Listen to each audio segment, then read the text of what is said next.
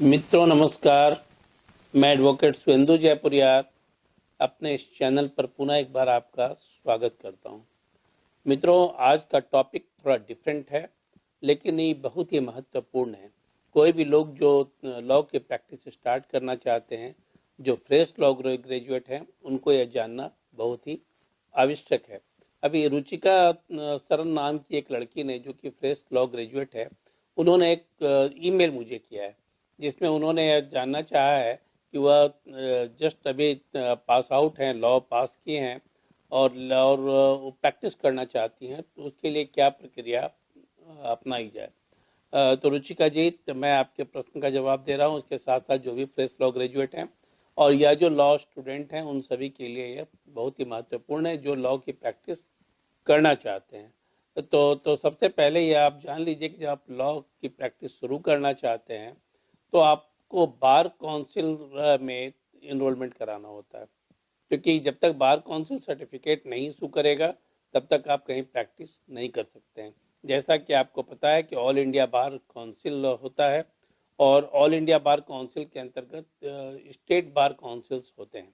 ठीक है, तो स्टेट बार काउंसिल जो है, वहाँ पर आपको अप्लाई करना होता है, आवेदन देना होता है कि आप प्रैक्टिस करना चाहते हैं, और तभी जब वो आपको सर्टिफिकेट इशू करता है, तो आप प्रैक्टिस के लिए योग्य होते हैं।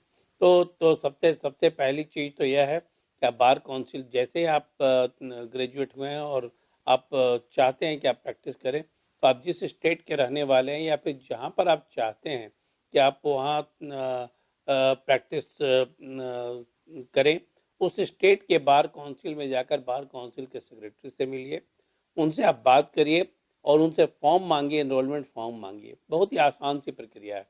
आपको वह फॉर्म देंगे, कुछ सर्टेन फ़ी है, सर्टेन फ़ी आपको जमा करना होता है, और 2 वकीलों से, जो कि बार काउंसिल के मेंबर हैं, तो उनसे आपको अपना हस्ताक्षर प्राप्त करना होता है फॉर्म पर। तो मैं आपको बता दूं कि बार काउंसिल के मेंबर से मेरा मतलब यह नहीं है कि बार काउंसिल के जो सदस्य हैं वह, मतलब जो जो चुन कर गए हुए हैं वह, मतलब बार काउंसिल में जो भी वकील इनरोल्ड हैं, उनसे आप सिग्नेचर करा सकती हैं। वो तो जो भी वकील प्रैक्टिस कर रहे हैं, वो सारे के सारे बार काउंसिल में इनरोल्ड ही होते हैं। इसलिए आपके परिचित कहीं पर भी कोई वकील हैं, तो आप उनसे आराम से दो वकीलों का हस्ताक्षर प्राप्त कर सकते हैं या प्राप्त कर सकती हैं। और उसके बाद आप फॉर्म को सबमिट कर दीजिए। सर्टेन अवधि के बाद जो स्क्रूटनी होती है, और स्क्रूटनी में यदि ये पाया जाता है कि आपका फॉर्म सही है, तब आपको एक प्रोविजनल सर्टिफिकेट इशू कर दिया जाता है। यह प्रोविजनल सर्टिफिकेट कुछ समय के लिए ही होता है। सामान्यतः यह 3 वर्षों के लिए मान्य होता है। इसमें आप प्रैक्टिस तो कर सकते हैं, लेकिन 3 वर्षों के बाद आपको परमानेंट सर्टिफिकेट इशू करवाना होता है। तो परमानेंट सर्टिफिकेट इशू करवाने की एक प्रक्रिया होती है। इसके लिए ऑल इंडिया बार काउंसिल का एलिजिबिलिटी एग्जामिनेशन पास करना पड़ता है, जिसमें कि आपको यह दिखलाना होता है कि आप लॉ के प्रैक्टिस के लिए योग्य हैं। होता क्या रहा है कि बहुत सारे लोग कहीं कहीं से डिग्री लेकर चले आते रहे हैं, और उन्हें उन्हें ना तो प्रैक्टिस करना होता है, वह सिर्फ और सिर्फ बार काउंसिल से एनरोलमेंट प्राप्त कर लेते हैं, और वो कुछ और भी बिजनेस करते हैं। तो आपकी योग्यता को वहाँ पर यहाँ देखा जाता है कि आप उसके योग्य हैं कि नहीं है, प्रैक्टिस के योग्य हैं या नहीं है। बहुत आसान सा एग्जामिनेशन है। आप यदि बेयर एक्ट को भी पढ़कर जाते हैं, तो आराम से एग्जामिनेशन को पास कर सकते हैं। इससे संबंधित मैं वीडियो भी मैं अपलोड करूंगा।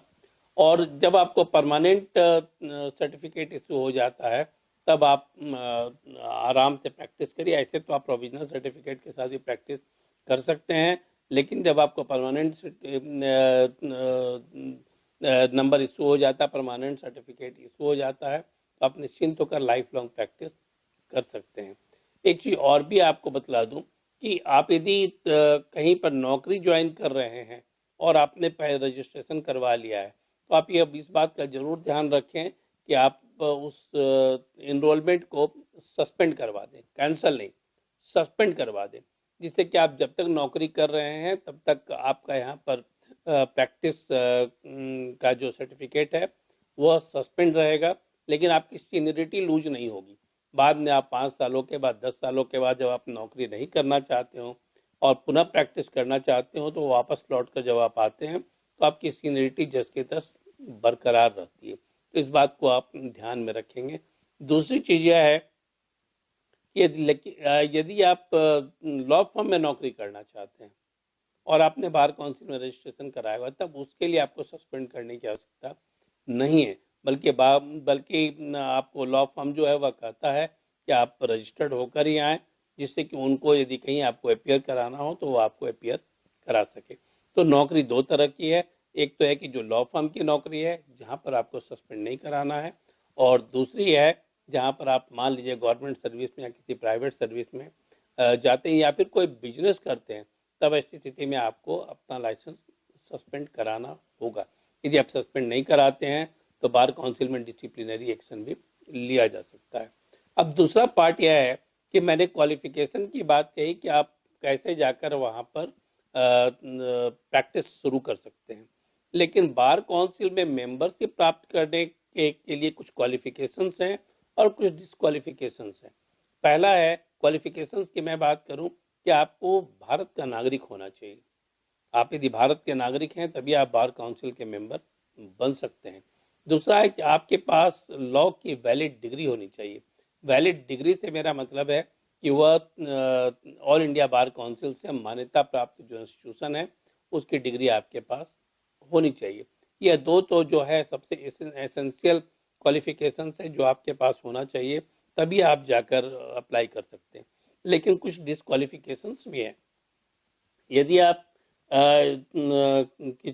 यदि यदि आप किसी चीज़ में डिस्क्वालीफाई करते हैं, जैसे कुछ कुछ प्रोविजंस हैं जिसके तहत आपको डिस्क्वालीफाई किया जा सकता है, जैसे कि यदि आप कन्विक्टेड रहे हों पहले, आप कन्विक्टेड हों मोरल टर्पिट्यूड के तहत, तब ऐसी स्थिति में पहला आपको बार काउंसिल व इनरोलमेंट नहीं देगा।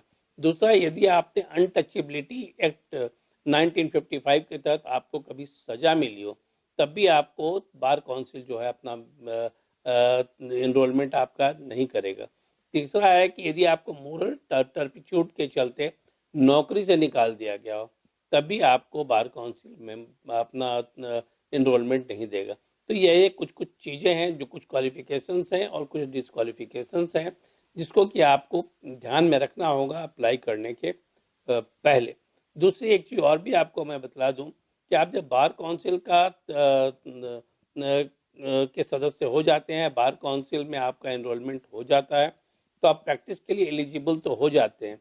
लेकिन आपको एक बात और भी ध्यान रखनी होगी कि जो जहाँ पर भी आप प्रैक्टिस करना चाहते हैं, यदि आप लोअर कोर्ट में प्रैक्टिस करना चाहते हैं तो वहाँ के एडवोकेट एसोसिएशन की सदस्यता अवश्य प्राप्त कर लें। यदि आप हाई कोर्ट में प्रैक्टिस करना चाहते हैं तो वहाँ के एडवोकेट एसोसिएशन की सदस्यता अवश्य प्राप्त कर लें, क्योंकि एडवोकेट एसोसिएशन की सदस्यता आप प्राप्त करते हैं तब ऐसी स्थिति में तुरंत ही आपका नाम वकालत, जैसे आप वकालतनामा फाइल करते हैं तो आपका नाम वहाँ पर डिस्प्ले होने लगता है कॉज लिस्ट में। लेकिन यदि आप एडवोकेट एसोसिएशन के मेंबर नहीं हैं, तब ऐसी स्थिति में आप वकालतनामा पर साइन तो कर सकते हैं लेकिन काउज लिस्ट में नाम डिस्प्ले नहीं हो पाता है। तो इस बात को भी आप ध्यान रखें। यदि आप एडवोकेट एसोसिएशन का मेंबरशिप ले लेते हैं तब ऐसी स्थिति में आप जो है वह उस एडवोकेट एसोसिएशन से जुड़ जाते हैं और उसकी जो भी वेलफेयर स्कीम है वो आपको मिलने लगती है और भी जो जो सुविधाएं हैं वो आपको मिलने लगती हैं। इसके अलावा मैं आपको एक बात और भी बतला दूं कि लोगों के दिमाग में रहता है कि वकालत तो बहुत अनसर्टेन जॉब है, यदि बीच में कुछ हो जाता है तब ऐसी स्थिति में क्या होगा। तो आपको यह जानना आवश्यक है कि वकीलों के लिए एक वेलफेयर फंड है, ठीक है, और वेलफेयर फंड में यदि इन केस आप बीमार पड़ जाते हैं तब ऐसी स्थिति में आपको इलाज का पैसा मिलता है। यदि आपका डेथ हो जाता है तब ऐसी स्थिति में एक लमसम अमाउंट मिलता है। और साथ ही साथ आपको यह बतला दूं कि यदि आप पूरा टेन्योर पूरा कर रिटायर होते हैं, ठीक है, जैसे आप छोड़ देते हैं अपनी प्रैक्टिस जिसको रिटायरमेंट कहते हैं, तब ऐसी स्थिति में आपको पेंशन भी मिलता है। किसी किसी जगहों पर पेंशन का भी प्रावधान किया गया है। ऐसे अब तो करीब करीब सभी जगहों पर पेंशन का प्रावधान किया गया है। और साथ ही साथ आप जब छोड़ते हैं तो एक लमसम अमाउंट भी आपको वेलफेयर फंड से मिलता है। और यह तभी संभव है जब आप किसी एडवोकेट एसोसिएशन के मेंबर बनते हैं। तो प्रैक्टिस शुरू करने के पहले इन सारी बातों का आप ध्यान रखें। पहला तो है कि आप बार काउंसिल में अपना एनरोलमेंट करवाएं। दूसरा, एडवोकेट एसोसिएशन का मेंबरशिप लें, और एडवोकेट एसोसिएशन के मेंबरशिप के साथ साथ आपको वेलफेयर फंड की मेंबरशिप भी प्राप्त हो जाती है। तो इसके बाद आप आराम से प्रैक्टिस कर सकते हैं। एक बात और भी आपको बता दूं, यदि आपके साथ कोई संकट आता है, तब ऐसी स्थिति में यदि आप एडवोकेट एसोसिएशन के मेंबर हैं, तो एडवोकेट एसोसिएशन आपके साथ खड़ा होता है। यदि किसी कारणवश कोर्ट में आपके ऊपर कोई आपने गलत बयानी कर दी या फिर कोई प्रोसीडिंग कोई कुछ गलत एफिडेविट फाइल कर दिया, कोर्ट आपके खिलाफ यदि एक्शन लेने जा रहा है, तो वहाँ भी एडवोकेट एसोसिएशन आपको आपके साथ खड़ा होता है। तब इसीलिए आवश्यक है कि आप अपना प्रैक्टिस शुरू करने के पहले इन सारी फॉर्मेलिटीज़ को पूरा कर दें। और उम्मीद करता हूँ कि आपके लिए ये वीडियो यूजफुल होगा। और भी यदि कुछ आवश्यकता हो तो आप ज़रूर मुझे बतलाएं, मैं आपको गाइड करने का प्रयास करूँगा। धन्यवाद।